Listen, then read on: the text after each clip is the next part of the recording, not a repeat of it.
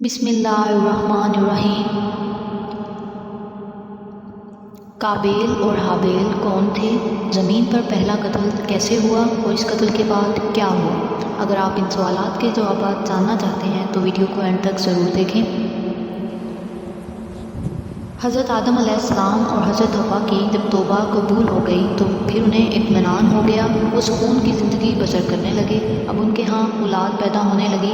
उनके यहाँ बच्चे जोड़ों की सूरत में पैदा होने लगे। जिस भाई के साथ बहन पैदा होती दूसरे जोड़े से उसका निकाह कर दिया जाता। काबेल और हाबेल, इन दोनों भाइयों के वाक़े का ताल्लुक़ भी हज़रत आदम अलैहिस्सलाम से ही है। बड़े बेटे का नाम काबेल है। उसके साथ जो लड़की पैदा हुई वो नहायत खूबसूरत थी।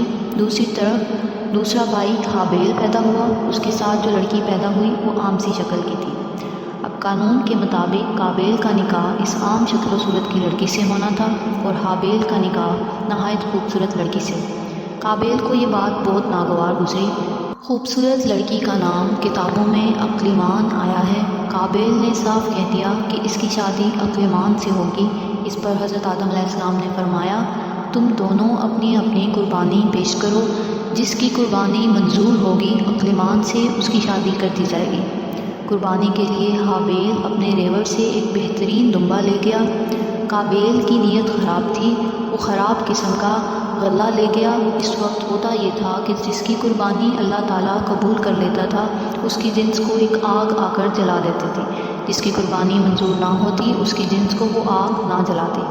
इस तरह अल्लाह ताला की तरफ से आग आई और हाबेल के दुम्बे को जला गई।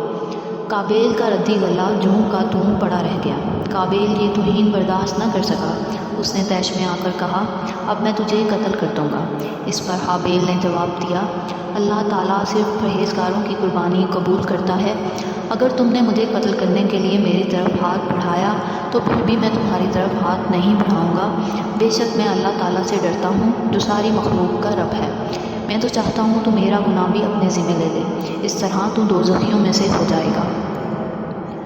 काबेल ने हाबेल की बातों की तरफ कोई तवज्जो ना दी और मौके की तलाश में रहने लगा। आखिर उसे मौका मिल गया। हाबेल जंगल में एक पत्थर पर सर रखे सो रहा था। काबेल आया। उसने एक और पत्थर उठाकर उसके सर पर दे मारा। इस तरह उसने अपने भाई को कत्ल कर दिया। ये ज़मीन पर सबसे पहला कत्ल था। कत्ल तो उसने कर दिया। अब उसे ये मालूम नहीं था कि लाश को कैसे छुपाए। इस वक्त तक आदम अलैहिस्सलाम की औलाद में से कोई फौत भी नहीं हुआ था। काबेल परेशान था कि अब क्या करे। ऐसे में परवरदिगार ने दो कौवों को भेजा। एक ने दूसरे को मार डाला। फिर ज़मीन कुरेद कर घड़ा बनाया और इसमें मुर्दे कौवे को रखकर इसके ऊपर मिट्टी डाल दी। इस तरह इसे दफन करने का तरीका मालूम हुआ। काबेल ने अपने भाई हाबेल को कत्ल कर दिया, लेकिन कत्ल करके वो बहुत पछताया। हज़रत अब्दुल्ला बिन मसूद रज़ियल्लाहु अन्हु से रवायत है कि हज़रत सल्लल्लाहु अलैहि वसल्लम ने फरमाया, दुनिया में जब भी कोई जुल्म से कत्ल होता है तो उसका एक गुनाह आदम अलैहिस्सलाम के बेटे काबेल की गर्दन पर ज़रूर होता है, इसलिए कि ये वो शख्स है जिसने ज़ालिमाना कत्ल की इब्तिदा की और ये नापाक तरीक़ा जारी किया। अगर आपको ये वीडियो पसंद आई तो इसे लाइक करें और अगर आप इस तरह की मज़ीद वीडियोस देखना चाहते हैं तो इस चैनल को सब्सक्राइब करें। अल्लाह हम सब का हामी और नासिर।